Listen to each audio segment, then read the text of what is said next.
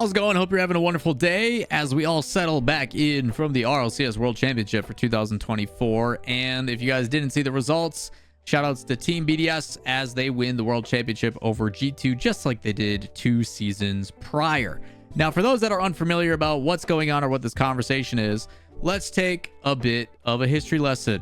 For those that don't know, RLCS has gone through many iterations of format changes, and in the very first season of Rocket League, it was actually a 2-split format where you would play in one split, kind of like how we do now. You earn points, and if you did well enough, you then played in the second split, and based upon how those 2 splits went, and you did good enough, you got to go to the World Championship. First World Championship won by the fantastic iBuyPower Cosmic team with Kronovi Overzero coming in as a sub, and Lichinio beating the heavy favorites of Flipside Tactics. But our story starts roughly around Season 2, Season 3. Flipside Tactics in Season 2 got the revenge of the World Championship, and then in Season 3, there was this team by the name of Northern Gaming that went through some turmoil. There was 3 players, Remco, Maestro, and Devo, that played extremely well throughout the entire season, were this team that was slowly ramping up in this new meta of basically like using the backboard to hit double touches and aerials and some really crazy stuff. But the problem is one of their star players, kind of their captain in Maestro, had real life stuff get in the way. He had to play as a player, but also was balancing school, and unfortunately wasn't able to attend to the World Championships because schooling took a priority. So they had to rely on their sub, which now gave us this crazy storyline of the one and only Turbo Pulsa, who many consider to be the GOAT of Rocket League, because there is not only the only person to not win not more than 1, 2, 3, but 4 world champions. It created this conversation of like, he's just won so much and he's done it through so many different roster iterations. Did it with trying out a DreamHack with Flipside and replacing Mystic, but then eventually they became Gale Force Esports with him, Turbo Pulsa, KDOP, and Violent Panda, who's also a 2-time world champ. But the conversation then became between KDOP and Turbo Pulsa, who's the GOAT. So when we look at the accolades for this kind of conversation, and you look at Turbo Pulsa, you see a lot of first place and second place results. Turbo Pulsa, throughout his time from Season 3, won a world championship, never under the same banner, bear in mind. They went from Northern Gaming, which was Soda Poppin', if you guys know that streamer. It was his old org. They then got bought out and become Gale Force. Gale Force then the following season, they played an upper final against Method. I got to cast that with Shogun. They won like 4-3, super good series. Dropped down. We saw the squishy shot, all that kind of stuff. They battled through the lower bracket. Eventually, they were burnt out by the finals, and Gale Force made quick work and beat them 4-0. They then shortly after went to E-League. We're not trying to consider off-season events or stuff that is non-RLCS related.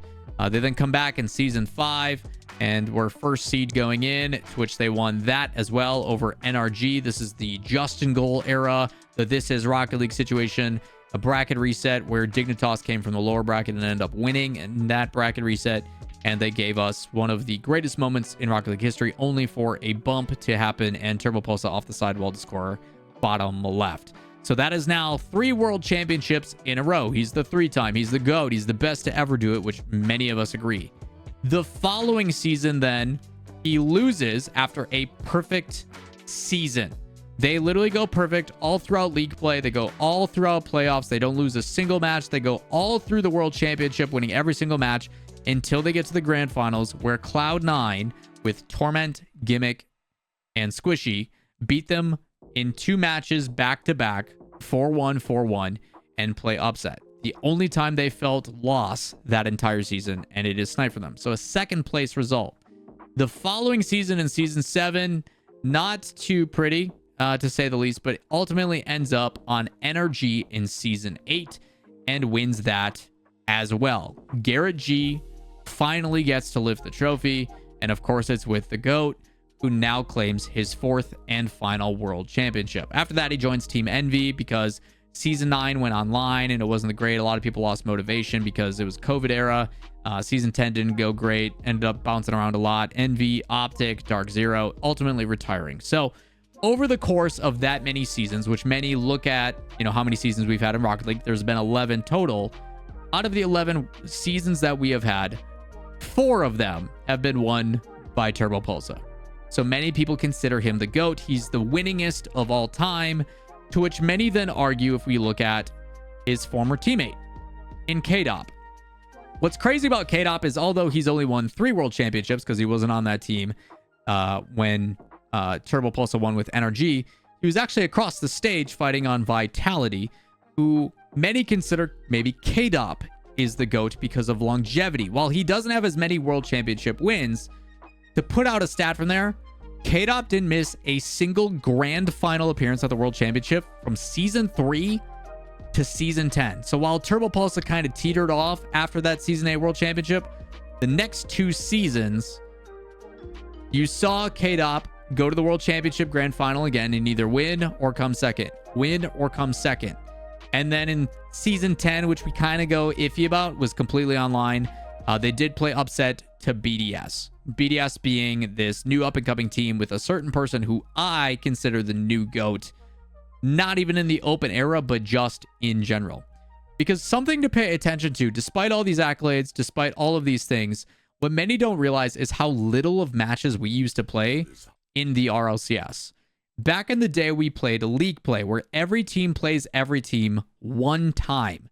So throughout the actual season, you are only playing, if you make it to the grand final and have bracket resets, at most 13 or 14 matches. And in today's era of Rocket League, you are playing usually 10 in one event. And we have 6 to 9 events a season, not including the majors and not including the World Championship. So to, by comparison's sake, talk about the difficulty it is to win a World Championship, let alone make it to the last dance, is very, very difficult. There was a lot of one-sided matches, and you're talking just purely on period of time.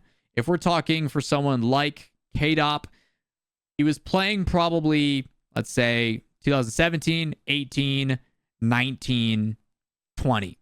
In 4 years, which I think is pretty comparable, he went to a bunch of grand finals. These would be considered majors, so on and so forth, but the competition was a lot less. We didn't have other teams and unique scenarios and, you know, multiple matches. You played 1 or 2 matches tops a week, and that was it. It was very, very simplistic in comparison. It allowed the top teams to continue to be the top teams for a very long time because the younger teams and the lower teams, like the teams that were in the bubble, didn't get a chance except for once every like 6 months. It was pretty rough. The rival series was the sister league. They had to become the best in their league play, and then they played the worst 2 teams, so they couldn't really get better. They basically had to leapfrog. If you guys remember Splice with Karma, they basically dominated the rival series. They would come get smacked 0-2 in the promotion relegation tournament, and then they go back. They would promote in, they would go 0-7, and then they drop back down. It was really, really frustrating to watch, if I'm being completely honest. Now with everything being an open qualifier, it is absolutely cutthroat. The best teams in the world are playing top 16 teams, which makes them better, and it just continues to domino effect. Everybody gets better. Rocket League is better than it's ever been before. It's absolutely fantastic for the league. The reason why I try to contextualize all this, the reason why I talk about it being 4 years of competition and going to the grand finals, to which I would probably agree that the longevity of K-Dop is a little bit better than Turbo Pulsar's 4th win, although winning the last song and dance is always really important. We need to talk about who the true GOAT of Rocket League is, and in my opinion, it's Monkey Moon. What Monkey Moon has accomplished in his 4.5 years of Rocket League, that 4-year comparison being really important, we need to take a step back for. If we look at Monkey Moon's accolades, you also see it riddled with 1st and 2nd places. Okay? What's unique about Monkey Moon is Monkey Moon came into season 10 of Rocket League, which is this online era. He played in the Rival Series, which is the sister league, the league play that you had to battle through and then promote, relegate, and then you could finally play in the main league and secure your spot. Monkey Moon in season 9 played under a team by the name of ARG, and then in season 10 they were picked up by BDS, which you know and love him for. While in season 10, to put in perspective how he performed in his first season as a rookie, 1st in Regional 1, 1st in Regional 2, top 4 in Regional 3, 1st at the Fall Major, 1st in Regional 4, 3rd in Regional 5, 1st in Regional 6, 1st in Regional 7, top 8 in Regional 8, top 4 in Regional 9, 1st again at the Major, and then 2nd in the EU Championship where they lost to Vitality. Many consider that to be the fallout with Mark by 8, and we've never seen him recover since. But you're telling me in the premier matches, the majors, which are essentially equivalent to world championships, he took first, he took first, and he took first. And then at the world championship, he took second. Again, we didn't have world championships because it was all online, so they only played within their own region. Then in season 21, or RLCS 21, when we went back to the online era, in this capacity, it's season 11. In this circumstance, we then saw him become a world champ. Another year of Rocket League goes by, and in season 22-23, he takes second. This time losing to Zen and that situation where they won literally every single event 5 in a row with Farah as the coach, basically adopted NA fans, so on and so forth. And then most recently, he has now become yet again a world champion. 2-time world champ, the only one in open era to do it. So many make this conversation and this argument of him being the open era GOAT, but my conversation is over 4 years of Rocket League, the worst he has performed at a live event in those regards. Outside of the hiccups that we've seen, there was a couple majors back in like 21, 22 where, BDS was losing to like OCE teams and stuff. But the reality is, at the end of the day, nobody cares until you win the world championship, to which he always found himself in that fight. And he either took first or second every single time over the course of 4 years. I do not know another person who has been able to do it under the level of competition, under the level of scrutiny, under the level of difficulty that we have seen. Now, I can make arguments that it's very difficult to compare open era versus the closed era of the league play. But if we are talking just functionally about amount of games, amount of competition that you're playing, you're talking Turbo and K-Dop are playing 14 matches a season over the course of 4 years. Monkey Moon is playing like 800. It's not even close in comparison. It is otherworldly to think about how many games he's playing. And obviously we take out the field in the grid, which many people probably watching this don't even remember. But like, to think about the level of competition, the amount of fight that they have to put in, the amount of matches that they're doing, the amount of time that it takes to adjust and balance, and teams learning to beat their play style. So the matter of the fact is that Monkey Moon is inevitable. He will be in the World Championship Grand Final, and he is going to make it a hell of a fight every single time.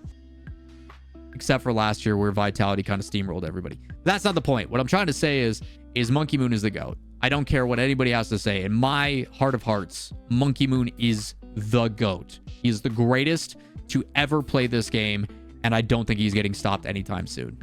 But I'm curious to know what your guys' thoughts are.